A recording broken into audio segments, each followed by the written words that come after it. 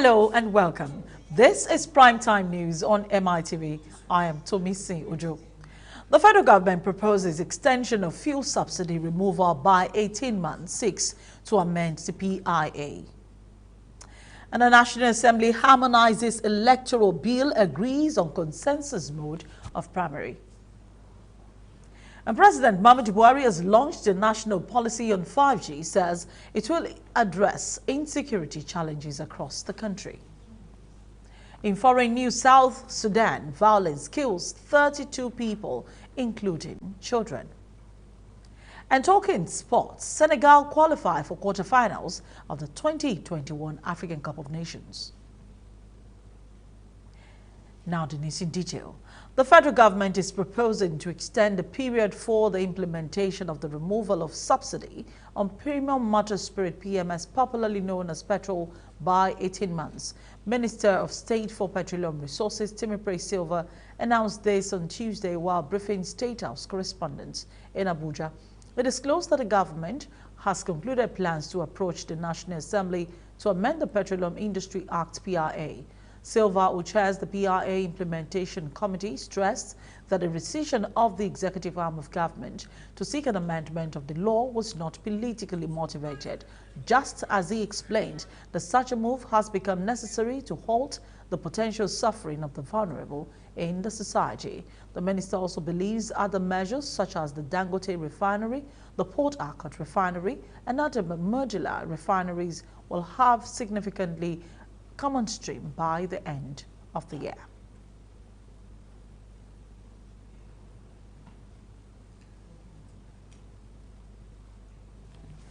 His Excellency President Muhammadu Buhari has, following engagements with stakeholders, agreed to an extension of the statutory period for the implementation of the removal of subsidy on petroleum premium motor spirit, PMS, in line with the existing laws. The new Petroleum Industry Act provides for the unrestricted market pricing for PMS from the effective date. However, the PIA also envisaged the potential for supply disruption with its resultant effect on the economy. In the meantime, the Nigeria Labour Congress NLC has suspended its planned nationwide protest. The decision comes hours after the union had vowed to continue with its planned nationwide rally on Thursday and after the federal government announced the suspension of the planned removal of fuel subsidy. The leadership of the Congress says for now it plans to continue to engage with the government on the issues of ensuring local refining of petroleum, creation of sustainable jobs and affordable price of petrol for Nigerian workers and people. The NLC Deputy President Joe Ajaero stated this during an interview and explained that the rally is aimed at sensitizing Nigerians. The Labour leader further explained that the reasons for the sensitization, claiming the fuel subsidy removal was about inflicting more suffering on Nigerians.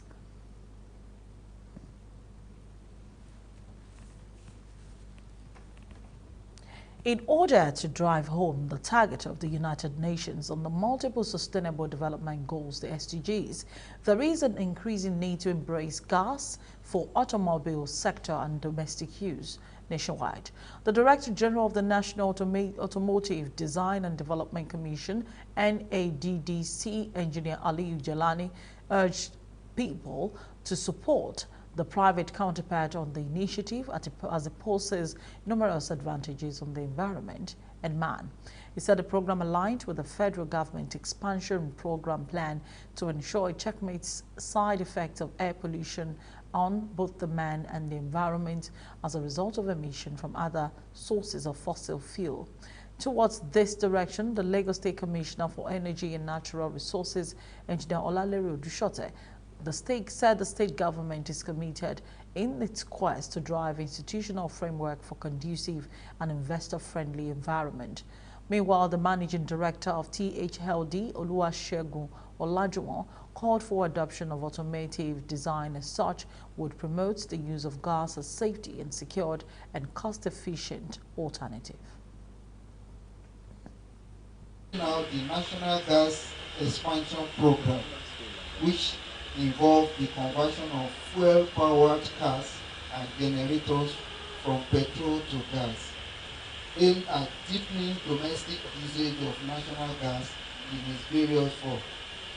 The programs aligned with the federal government's plan to make gas the first choice source for cheaper and cleaner energy.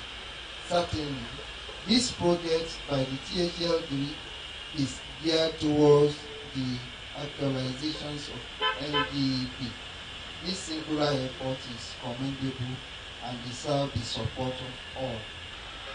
As a state government, we are ready to drive the institutional framework that will provide a conducive, investor-friendly environment that will encourage and support private sector investments in the gas industry. We recognize the importance of an enabling environment supported by a clear and unambiguous statement of intention by the government to foster investment in the gas sector. In line with this, Lagos State has commenced the process of outlining its gas policy, which will include key policies and regulations as well as other strategic activities to boost domestic utilization of natural gas in the state. When I say cheaper fuel, people think, oh, but LPG is expensive, is expensive. We were talking about there are different gases. We have LPG, which is a combination of propane and butane. We have LNG, we have CNG. So let's say, for instance, the government decides to remove subsidy. There will be that fuel that will be available to provide that succor. And it's a cleaner fuel that goes through the engine without any issue to the engine. So it gives that advantage, not just in money savings for environment. Our is going on now. The world is changing. The world is going greener. And a lot has been said, actually, about the impact of dirty energy, so to speak, which diesel, petrol, coal, fall into that bracket. The National Assembly has formed a common ground on the Electoral Act Amendment Bill 2010 after the Senate and the House of Representatives have harmonized their positions on the amendment bill. Both chambers of the National Assembly have agreed that consensus should be part of the mode of nominating candidates by political parties for elections. This followed a motion titled Rescission on Clause 84 of the Electoral Act No. 6, 2010 Amendment Bill 2020 and committal to the Committee of the Whole. It was moved at plenary by the Senate leader, Senator Yahya Abdullahi. The Senate last week passed the Electoral Bill, however, with the inclusion of consensus as the mode of primary by political parties, while the House of Representatives rejected it. The Senate President, Hamid Lawan, said the position represents a harmonized position, a version of the electoral bills passed by both the Senate and the House of Representatives. At this harmonized version, and we are also very optimistic that Mr. President will sign the bill. Our desire is to ensure that we reform the electoral processes in Nigeria for better transparency, for better accountability, for better integrity.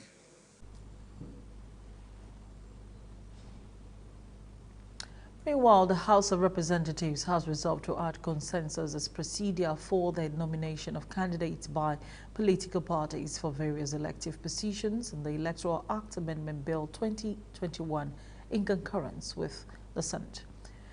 This was disclosed on Tuesday by the Speaker, Honorable Femi Gbajabiamila, after the lawmakers reconvened from executive session at the plenary. It will be recalled that the lawmakers last week amended and passed the bill in accordance with President Muhammadu Buhari's demand. The House of Representatives correspondent Linda Ike reports that the Senate provided in the re-amended bill for direct, indirect primaries or consensus as an option for nomination of candidates, while the House of Representatives concur to the method. Carried. C. A special convention or nomination congress shall be held to ratify the choice of consensus candidates at designated centers at the national, state, senatorial, federal, and state constituencies as the case may be. Carried. It's okay. President Muhammadu Buhari at the Council Chambers on Tuesday launched the national policy on 5G for Nigeria's digital economy, directing all security institutions to leverage the technology when deployed. He said this will enhance security in the country. The president said the federal government will take full advantage of the opportunities the 5G provides for the economy, security, and the total well-being of the nation. He therefore allayed fears over the health safety of 5G, affirming that such issues have been effectively addressed in developing a policy that suits the country.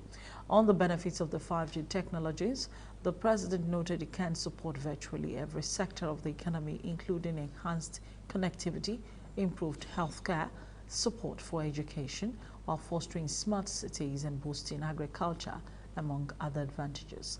The president also explained that the national 5G policy includes a deployment plan to ensure that major cities across the country benefit from the technologies.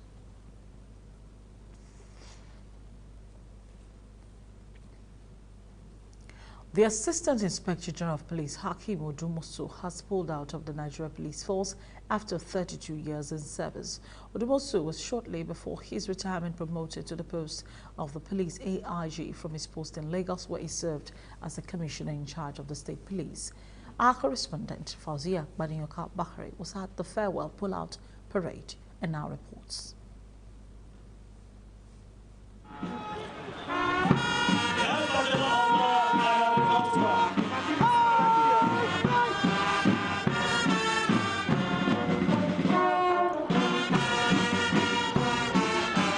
At a colorful pull-out ceremony held at Police College Ikeja, it was a roll call of the cream la creme in Lagos.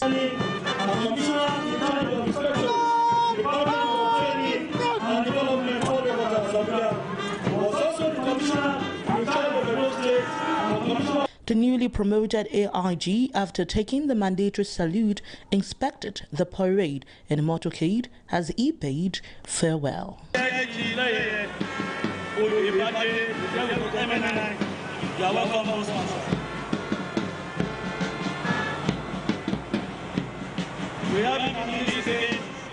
Thereafter, senior police officers gathered to pull out the retired Assistant Inspector General in an emotional-laden ceremony after meritorious years of service in various formations and commands in the Nigerian Police Force.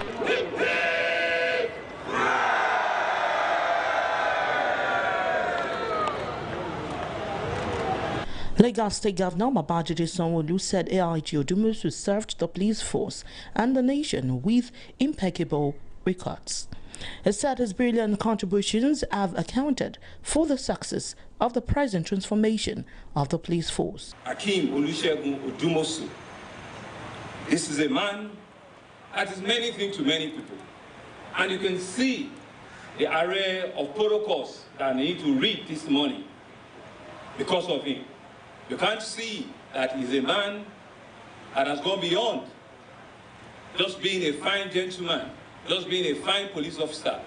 He's been a man that has touched almost every sphere of life. And you can see the array of distinguished Nigerians, Lagosians, that have trooped out in large number this morning to come and bid one of us, an outstanding, a fine gentleman, Mr.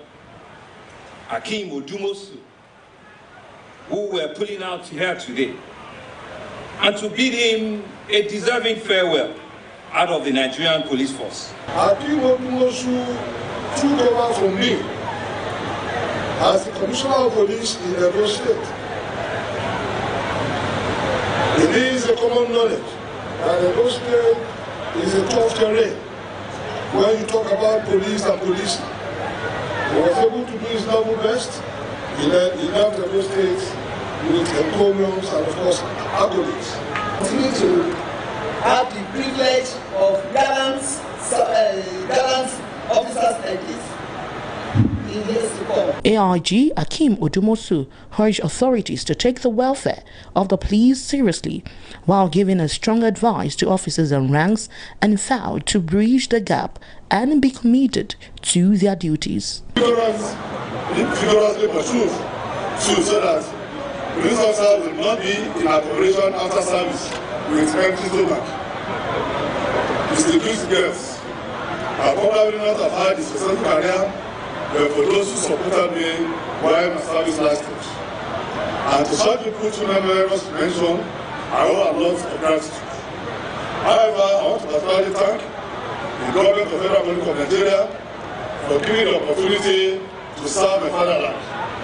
The chaplaincy, however, prayed for the now retired but not tired AIG Akeem Olusegun Odumosu, who joined the police force on the 3rd of March 1990 and was posted to Lagos.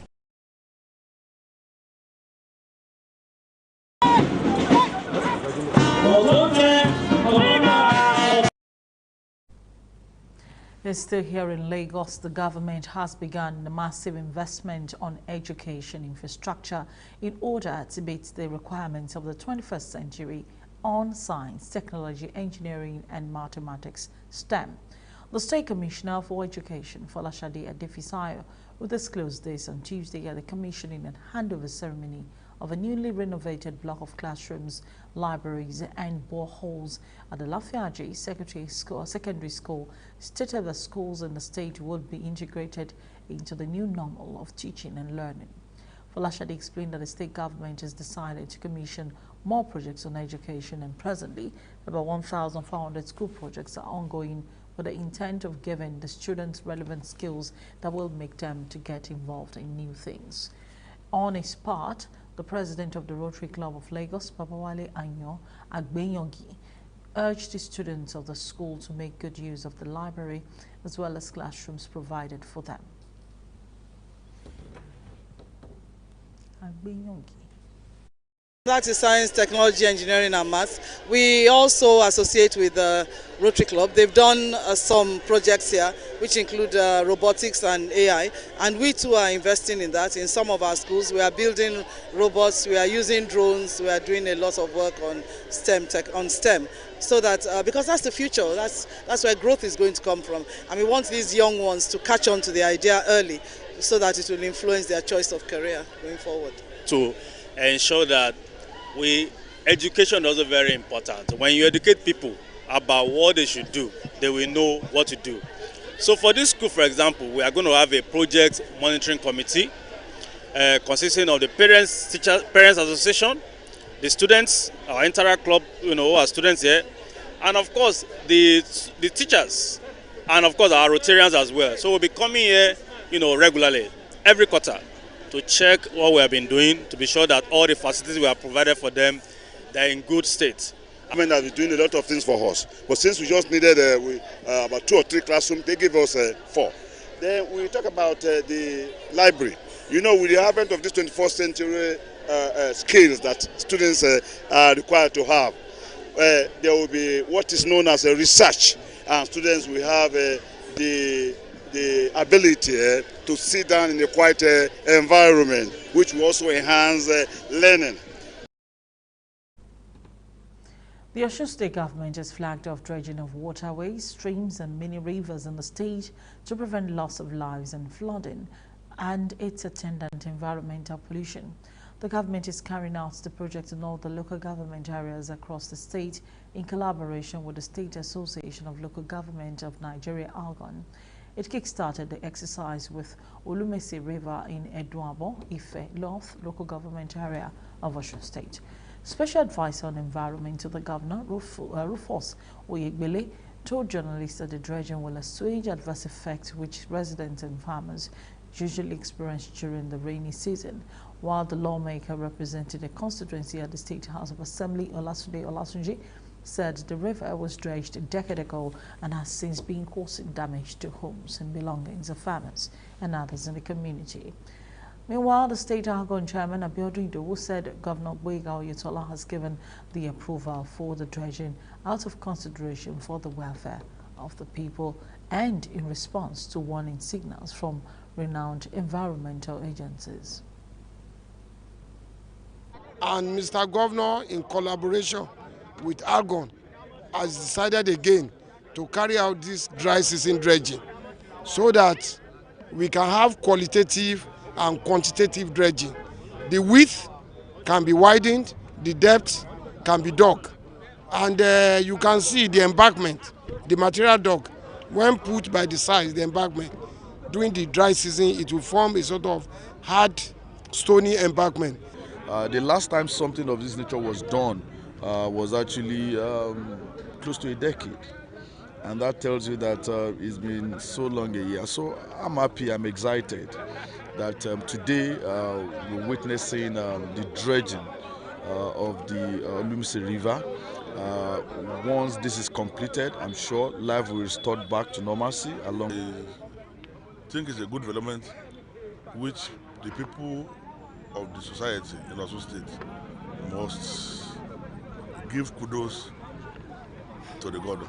The exercise is supposed to be carried out in almost all parts of the state where we have threats to life and property. It has been there for long. Even the first time the dredging took place, the water was not flowing well. But we thank Mr. Governor for taking it worthy that this place should be dredged. It has become a nuisance to the entire community because this stream, as we are looking at it, transcends the whole Evenot. We'll take a quick break. When we come back, we'll bring you stories from the foreign scene. Please stay tuned.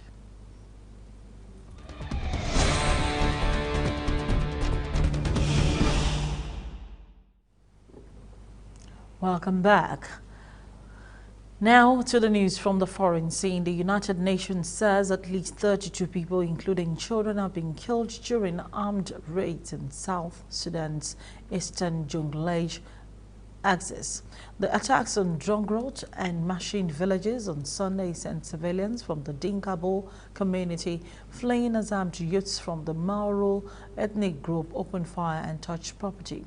Among the dead were children who drowned in a river while trying to escape. The United Nations mission in South Africa said in a statement on Tuesday. At least 26 people were wounded and others remained unaccounted for, the 2 days after the bloodshed in the Badit locality.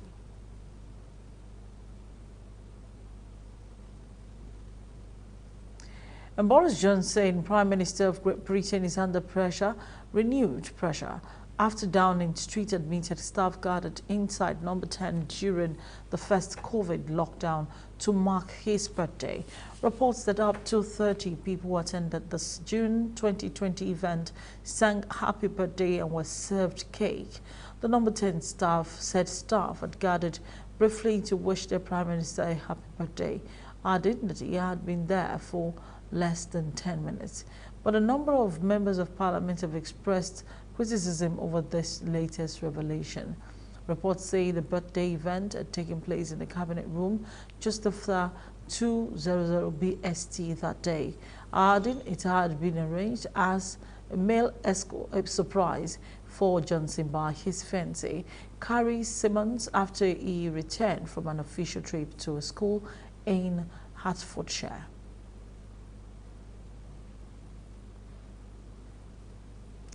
And it said it was putting forces on standby and reinforcing Eastern Europe with more ships and fighter jets, and could also send additional troops to its southeast flank in what Russia denounced as an escalation of tensions over Ukraine.